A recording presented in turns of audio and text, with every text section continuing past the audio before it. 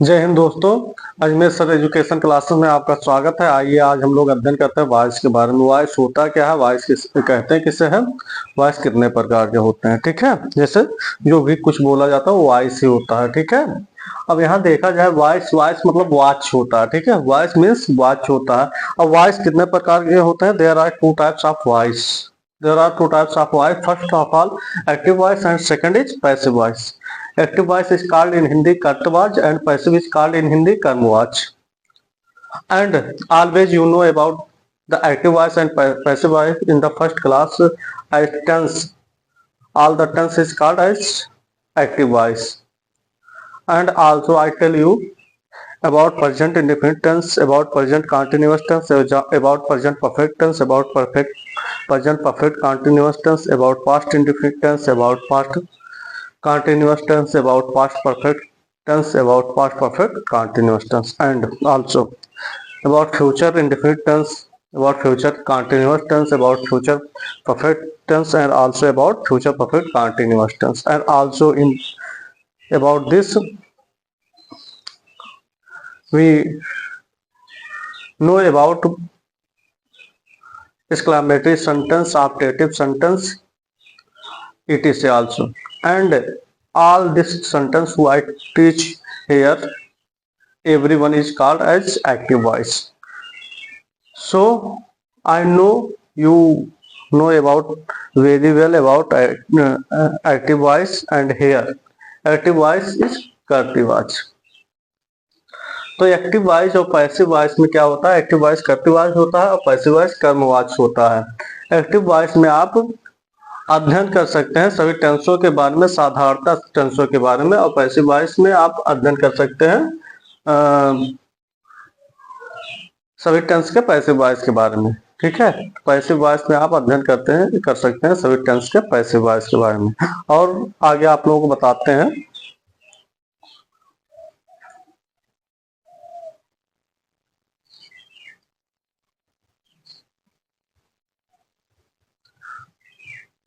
Here in active voice, the subject performs the action. The subject perform the action. Active voice में क्या कहता है? Subject performs करता है एक्शन के बारे में। और पैसिव वॉइस में क्या होता है? The subject receive the action. Subject जो है रिसीव करता है एक्शन को, कार्य को सब्जेक्ट रिसीव करता है। किसमें? पैसिव वॉइस में। और एक्टिव वॉइस में सब्जेक्ट परफॉर्म्स द एक्शन, यानी सब्जेक्ट स्वयं परफॉर्म्स करता है एक्शन का, और पैसिव वॉइस में सब्जेक्ट रिसीव द एक्शन। ठीक है, इस प्रकार से होते हैं।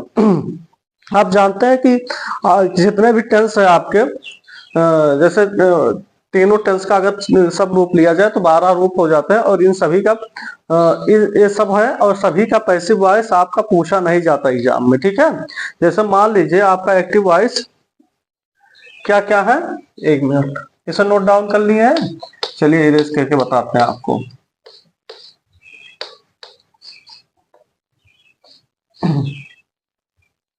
अब अगर आपका हो गया एक्टिव वॉइस, जैसे प्रेजेंट,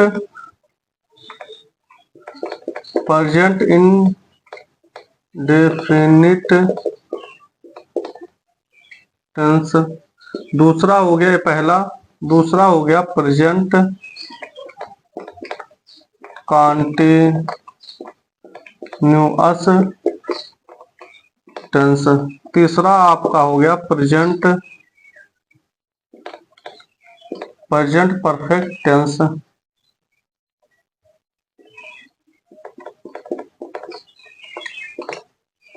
चौथा आपका हो गया प्रेजेंट परफेक्ट कॉन्टिन्यूअस टेंस, पांचवा हो गया पास्ट इंडेफिनिट टेंस, छठा हो गया आपका पास्ट का कॉन्टिन्यूअस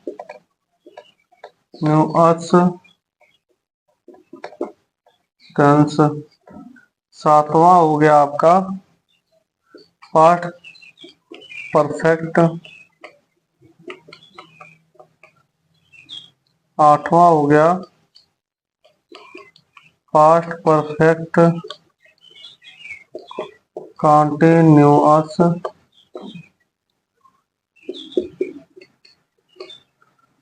नौवां हो गया आपका फ्यूचर इंडेफिनिट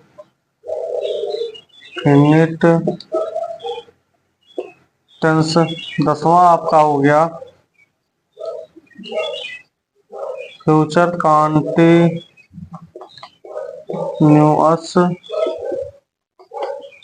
टेंस। आपका 11वां हो गया फ्यूचर परफेक्ट टेंस। 12वां आपका हो गया future perfect continuous tense.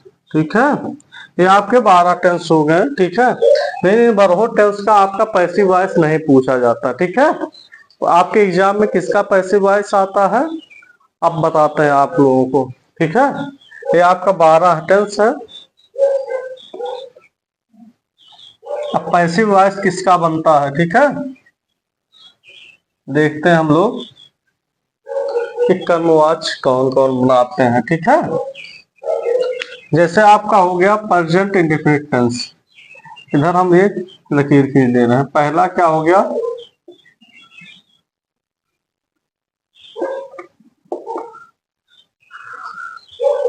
Present in definite tense.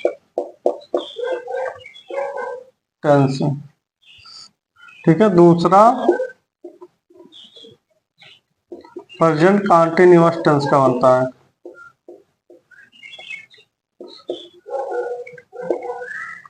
तीसरा क्या होगा past indefinite tense.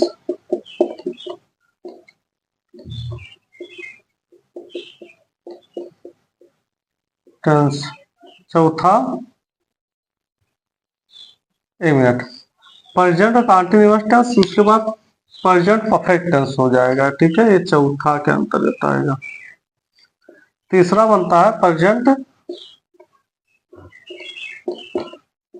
Perfect,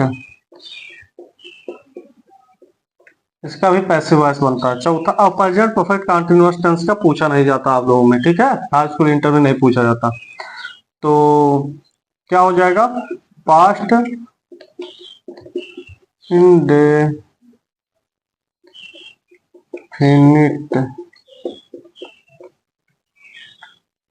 tense. पांचवा क्या होगा पास्ट कंटीन्यूअस टेंस। ठीक है, पास्ट कंटीन्यूअस टेंस का भी बनता है। छठा क्या हो जाएगा पास्ट का परफेक्ट का भी बनता है, पास्ट परफेक्ट। सातवां आ जाएगा फ्यूचर इंडेफिनिट।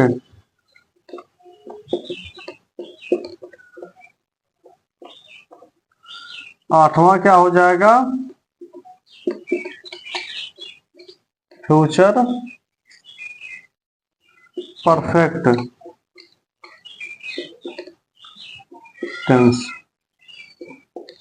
ठीक है, तो आपके जो एग्जाम में पूछे जाएंगे पैसिव वॉइस तो किसके किसके पूछे जाएंगे प्रेजेंट इंडेफिनिट टेंस के, प्रेजेंट कंटीन्यूअस टेंस के, प्रेजेंट के परफेक्ट टेंस के, और past indefinite tense, past continuous tense, past perfect tense, future indefinite tense, future perfect tense.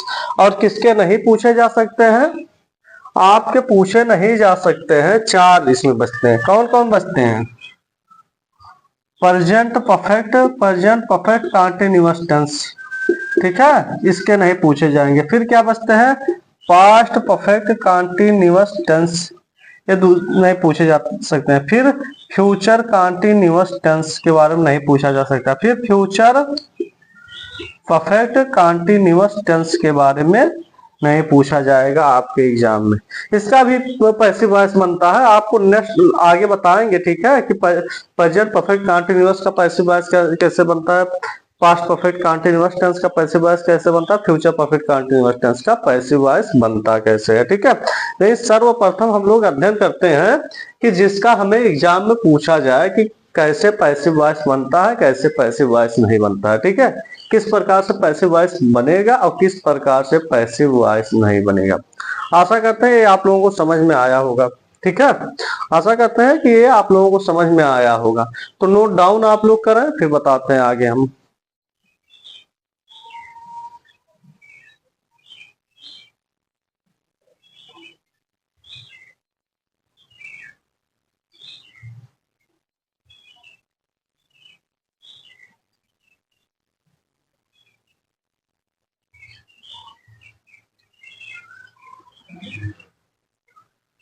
किस प्रकार से हम एक्टिव से पैसिव वॉइस बनाएंगे वाक्यों को आगे के वीडियो में बताया जाएगा। अभी हम बताते हैं आप लोगों को वॉइस क्या होता है, ठीक है। वॉइस क्या होता है, एक्टिव वॉइस क्या होता है, पैसिव वॉइस क्या होता है, ठीक है।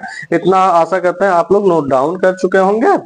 चलिए इरेज करते हैं इसे और नेक्स्ट लिखते हैं, ठीक है। इरेज करते हैं।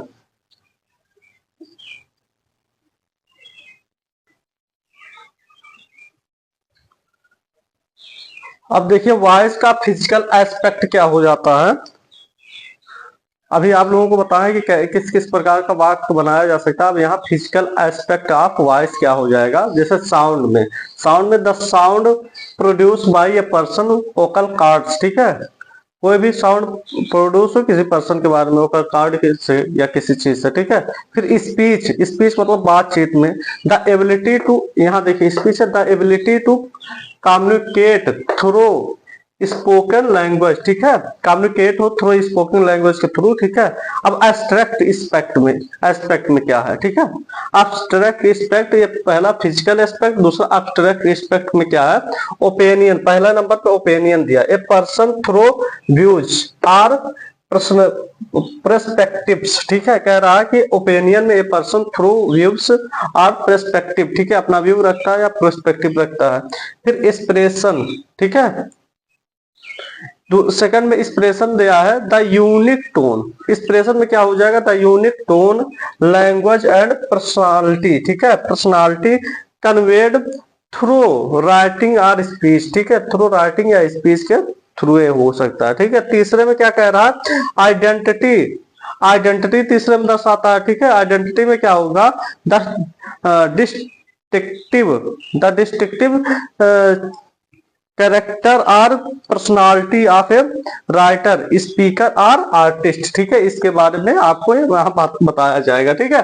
तो यानी वॉइस का फिजिकल एस्पेक्ट, उसके बाद एब्स्ट्रैक्ट एस्पेक्ट के बारे में हम लोग जान चुके हैं, ठीक है। नोट डाउन कर लीजिए, उसके बाद आगे इसे इरेज करके बताते हैं आप लोगों को, ठीक है। नोट डाउन करें।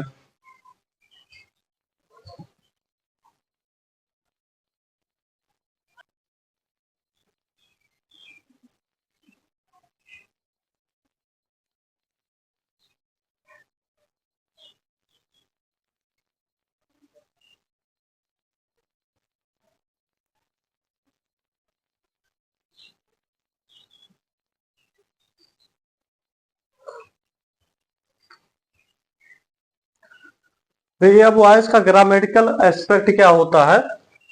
Grammatical aspect of voice, active voice the subject perform the action. Active voice में the subject perform the action, action की तरह कार्य करता है, जैसे she throw the ball, she throw the ball. फिर क्या है पैसिव वॉइस, पैसिव वॉइस में क्या कहता है, the subject receive the action. Subject क्या है, रिसीव करता है एक्शन को। पैसिव वॉइस में सब्जेक्ट रिसीव करता है एक्शन को, जैसे the ball was thrown bye her, the ball was thrown bye हर। यहाँ सी थ्रू द बॉल, ठीक है। यहाँ the ball was thrown bye हर, ये आपका पैसिव वॉइस हो जाएगा, ठीक है। इस प्रकार से एक्टिव वॉइस और पैसिव वॉइस बनाया जाएगा। एक्टिव वॉइस और पैसिव वॉइस बनाने के रूल होते हैं, ठीक है। जैसे प्रेजेंट इंडेफिनिट टेंस में आप लोगों को पढ़ाया जाएगा, जैसे क्या हो जाता है, जिस वाक्य के अंत में आ जाता था, ई जाती थी और बाई के साथ जो है वाक्य बनाया जाता है, ठीक है। या तो इस प्रकार से दिया जाएगा, जैसे कह दिया जाए कि ही गोज टू बस्ती, ठीक है। इसका पैसिव वॉइस क्या हो जाएगा, तो क्या हो जाएगा, बस्ती। अब इज गान बाय हिम, ठीक है। मस्ती इज गॉन बाय हिम, इस प्रकार के इससे आप लोगों को बताया जाएगा आगे के वीडियो में, ठीक है। आशा करते हैं कि आप लोग समझे होंगे तो आगे बताया जाएगा बेहतर रूप से, ठीक है। और एक चीज आप समझ सकते हैं, जैसे आप लोग देखिए आगे बताया जाएगा, जैसे ही के लिए अपने के ही का ऑब्जेक्ट क्या होता है, वी का ऑब्जेक्ट क्या होता है, ठीक है। ऑब्जेक्टिव केस यानी सब्जेक्टिव ऑब्जेक्टिव केस यहाँ देखना पड़ेगा, ठीक है। तो मिलते हैं नेक्स्ट वीडियो में, देखने के लिए धन्यवाद, पुनः मिलते हैं, जय हिंद।